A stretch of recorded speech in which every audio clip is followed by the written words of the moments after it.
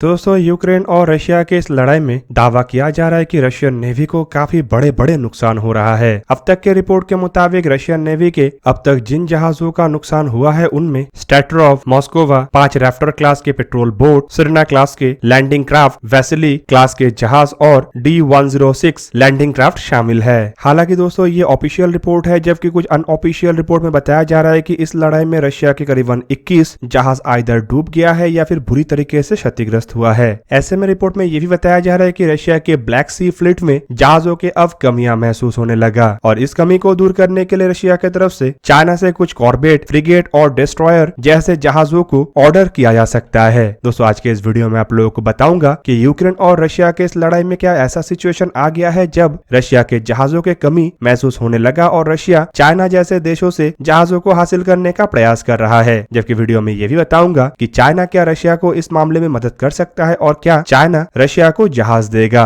तो डिटेल में जानने के लिए वीडियो के आखिर तक बने रहिए और चैनल को सब्सक्राइब और वीडियो को लाइक जरूर कीजिए। दोस्तों रशिया यूक्रेन के इस लड़ाई में रशियन आर्म फोर्सेस के कई तरीके के प्रॉब्लम का उजागर हो चुका है, जहां पे रशियन बेड़े में ड्रोनों के शॉर्टेज एक बहुत बड़ा प्रॉब्लम है और बताया जा रहा है कि रशिया के पास कुछ ड्रोन तो है लेकिन ज्यादातर इनमें से अन्य देशों के ड्रोनों को लाइसेंसली बिल्ड रशिया में किया गया, तो वहीं पे इस कारण से अब इन ड्रोनों के स्पेयर पार्ट्स के सप्लाई बंद हो चुका है। पर रशियन नेवी के सिचुएशन तो इससे भी सीरियस है। रिपोर्ट में बताया जा रहा है कि रशियन नेवी के जो ब्लैक सी फ्लीट है वहां पे फिलहाल कॉम्बैट रेडी जहाजों के संख्या निम्न स्तर में है और इस वजह से ब्लैक सी में रशियन नेवी के जो एयर डिफेंस कैपेबिलिटी है उसके ऊपर भी सवाल उठ रहा है। दोस्तों आपके जानकारी के लिए बता दूं कि एक समय यूएसएसआर मतलब सोवियत यूनियन बड़े बड़े जहाजों को कंस्ट्रक्ट करने के लिए भी पहचाना जाता था। सोवियत यूनियन के तरफ से भारी भरकम और इवन न्यूक्लियर पावर क्रूजरों का भी निर्माण किया गया था, पर सोवियत यूनियन टूटने के बाद ये जो क्षमता है यह संपूर्ण रूप से यूक्रेन के पास पहुंच गया। दोस्तों आपके जानकारी के लिए बता दूं कि सोवियत यूनियन के पास जितने भी बड़े बड़े शिपयार्ड या फिर शिप बिल्डिंग करने का संस्थाएं था वो संपूर्ण रूप में यूक्रेन के टेरिटरी के अंदर है। इवन रशिया की तरफ से भी साल 2014 तक इन्हीं कंस्ट्रक्शन फैसिलिटीज का इस्तेमाल करते हुए अपने नेवी के लिए जहाजों का निर्माण किया जा रहा था। पर साल 2014 में क्राइमिया के क्राइसिस के कारण रशिया और यूक्रेन के बीच में जब दूरी आया तब ये बंद हो गया और दोस्तों बताया जा रहा है कि साल 2014 से रशिया के द्वारा कोई बड़ा मतलब भारी भरकम जहाजों को तैयार नहीं किया गया और रशिया फिलहाल इस मामले में काफी अधिक बिछड़ चुका है। और दोस्तों ऐसे में रशियन नेवी को जिस तरीके के मुसीबतों का सामना करना पड़ रहा है उससे अपने आप को बचाने के लिए रशिया के पास टोटल 2 रास्ते हैं। एक रास्ते के रूप में जहाँ पे ऑलरेडी अपने बेड़े में जो जहाज है उसे ही रिपेयर करके या फिर कहे तो उसे ही जोड़ दे के इस्तेमाल का बात कहा जा रहा है, तो वहीं पे दूसरी तरफ जो दूसरा रास्ता है वो है चाइना। रशिया चाइना से अपने नेवी के मॉडर्नाइजेशन या फिर कहे तो नेवी के सुधार के लिए मदद ले सकता है, क्योंकि चाइना के द्वारा भी सिमिलर क्लास के या फिर कहे तो सिमिलर टेक्नोलॉजी के जहाजों को इस्तेमाल भी किया जाता है और चाइना जिन जहाजों का कंस्ट्रक्शन करता है वो सोवियत एरा के ही टेक्नोलॉजी से लैस है। दोस्तों कॉर्वेट श्रेणी के जहाजों को अगर देखा जाए तो ये बेसिकली ऐसा जहाज होता है जो कोस्टल रीजन के प्रोटेक्शन के लिए या फिर कहे तो नियर सी जोन के दायरे में इस्तेमाल होने के लिए बनाया जाता है। इन जहाजों का प्राइमरी टास्क होता है दुश्मन के सबमरीनों से लड़ना और एक एयर डिफेंस कवर प्रोवाइड करना। और फिलहाल बताया जा रहा है कि रशिया के पास ऐसे जहाजों को निर्माण करने का जो डिफिकल्टीज आ रहा है वो बेसिकली एयर डिफेंस सिस्टमों को लेके ही है।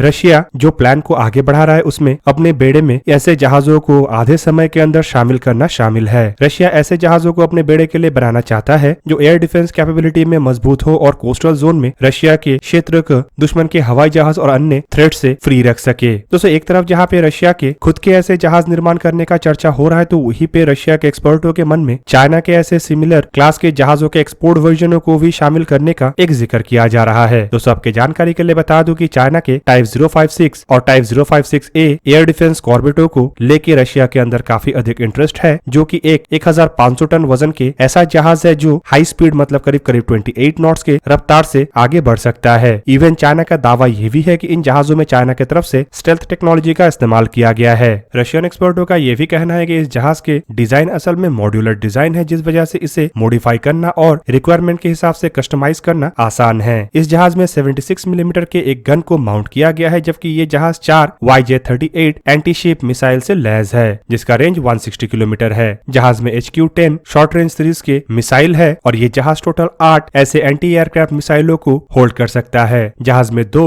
324 मिलीमीटर के ट्रिपल टॉर्पेडो ट्यूब है और जहाज में टोट सोनार है। दोस्तों चाइना के बेड़े को अगर देखा जाए तो रिपोर्ट में बताया जा रहा है कि चाइना के बेड़े में ऐसा करीबन 72 कॉर्बेट है, जिनमें 22 टाइप 056 और 50 टाइप F056A वेरिएंट के हैं। और दोस्तों इतने बड़े संख्या के अगर जहाज को देखा जाए तो फिलहाल रशिया के द्वारा भी इतने बड़े संख्या के ऐसे एक ही कैटेगरी के जहाज को निर्माण करके अपने बेड़े में शामिल नहीं किया गया है। दोस्तों चाइना की तरफ से इन कॉर्बेटों को कस्टमाइज करके थाईलैंड, बांग्लादेश, नाइजीरिया और पाकिस्तान जैसे देशों के साथ कजाकिस्तान को भी बेचा गया है। और रशियन एक्सपर्टों का मानना है कि इमरजेंसी को देखते हुए रशिया के द्वारा ऐसे करीबन 10 रशियन कैराकूट्स क्लास के जहाजों के साथ साथ 10 चाइना के इस तरीके के जहाजों का ऑर्डर दिया जा सकेगा, जिन्हें चाइना 7 से 8 साल के अंदर तैयार करके रशिया को दे सकेगा। दोस्तों फ्रिगेट को देखा जाए तो फ्रिगेट बेसिकली कॉर्वेट से आकार में बड़े आकार का जहाज होता है और ये पेट्रोलिंग के लिए भी इस्तेमाल हो सकता है। रशिया के पास कई तरीके के एडवांस फ्रिगेट है। रशिया के द्वारा सक्सेसफुली प्रोजेक्ट 22350 एडमिरल गोश्कॉफ टाइप के फ्रिगेट को तैयार किया गया है, जिसे one of the best frigate भी कहा जा सकता है। रिपोर्ट के मुताबिक रशिया ऐसा करीबन 6 और फ्रिगेटों का निर्माण अपने नेवी के लिए कर रहा है और करीबन ऐसा 15 फ्रिगेट रशिया अपने बेड़े के लिए चाहता है। हालांकि दोस्तों अगर देखा जाए तो रशिया के फ्रिगेट चाइना के फ्रिगेटों के मुकाबले में काफी अधिक एडवांस और ताकतवर है, लेकिन रशिया के लिए सबसे बड़ा चैलेंज है समय पे और तेज रफ्तार से ऐसे फ्रिगेटों का निर्माण करना। इसीलिए रशियन एक्सपर्टों का यह भी मानना है कि चाइना इस मामले में रशिया को मदद कर सकता है और रशियन बेड़े में अधिकतम फ्रिगेटों को अगर शामिल किया जाता है तो इसमें चाइना के टाइप 054 और 054A फ्रिगेट हो सकता है। दोस्तों रशियन एक्सपर्टों का कहना है कि ये जो टाइप 054 फ्रिगेट है ये असल में रशिया के लेगेसी को भी कैरी करता है और इसके डिजाइन का काम North Design Bureau Saint Petersburg के साथ मिलकर किया गया था। जहाज के वजन 4035 टन के आसपास है और ये 29 नॉट्स के रफ्तार से ट्रैवल कर सकता है। जहाज में फ्रांस के लाइसेंसली बिल्ड इंजन का इस्तेमाल किया गया है। जहाज में 32 वर्टिकल लॉन्चिंग ऐसे सिस्टम है जो anti submarine guided missile YU-8 और एंटी एयरक्राफ्ट मिसाइल HQ-16 को एकोमोडेट कर सकता है। जहाज में 76 मिलीमीटर के गन है जो कि रशिया के AK-176 के ही एक चाइनीज कॉपी है। जहाज 36 एंटी सबमरीन रॉकेटों से भी लैस है जो कि 240 मिलीमीटर के रॉकेट है और ये जहाज रशिया के ही Ka-28 एंटी सबमरीन हेलीकॉप्टरों से लैस हो सकता है। जनरली इन फ्रिगेटों को मल्टीपर्पज फ्रिगेट कहा जाता है। हालांकि ये जो फ्रिगेट है इसका कंपैरिजन रशिया के एडमिरल गोगोरेविच या एडमिरल गोश्कॉफ जैसे फ्रिगेटों के साथ नहीं किया जा सकता है, लेकिन इमरजेंसी बेसिस को देखते हुए रशियन एक्सपर्टों का मानना है कि अगर रशिया को जल्दी से अपने बेड़े में अधिक मात्रा में फ्रिगेटों का आवश्यकता है तो यहाँ पे चाइना रशिया को इस मामले में मदद कर सकता है। वहीं पे कुछ रशियन एक्सपर्टों का कहना है कि शायद रशिया की तरफ से 6 से 8 ऐसे जहाजों को अपने बेड़े के लिए भविष्य में खरीदा भी जाए। दोस्तों अब बाकी रहा डिस्ट्रॉयर, तो आपके जानकारी के लिए बता दूं कि डिस्ट्रॉयर असल में फ्रिगेट के मुकाबले में आकार में बड़ा और अधिक ताकतवर जहाज होता है। बेसिकली ये नेवी के बेड़े के एयरक्राफ्ट कैरियर और क्रूजर के बाद सबसे बड़े और सबसे पावरफुल जहाज होता है। इन जहाजों के पास लंबे दूरी तक मार करने वाले लैंड अटैक और एंटीशिप क्रूज मिसाइल भी होता है और जहाज के जो एयर डिफेंस कैपेबिलिटी है वो भी काफी तगड़ा होता है। दोस्तों रशिया अपने डिस्ट्रॉयर के फ्लीट को मजबूत करने के लिए एक डिस्ट्रॉयर और सेमी क्रूजर जहाज मतलब लार्डर क्लास के जहाज के कंस्ट्रक्शन कर रहा है, जिसमें से पहला जहाज सुपर गोश्कॉफ प्रोजेक्ट 22350M के अंतर्गत बनाया जा रहा है। हालांकि इसके बारे में ज्यादा जानकारी पब्लिकली अवेलेबल नहीं है और ये जहाज कब तक रशियन बेड़े में शामिल होगा ये भी फिलहाल कहा नहीं जा सकता है।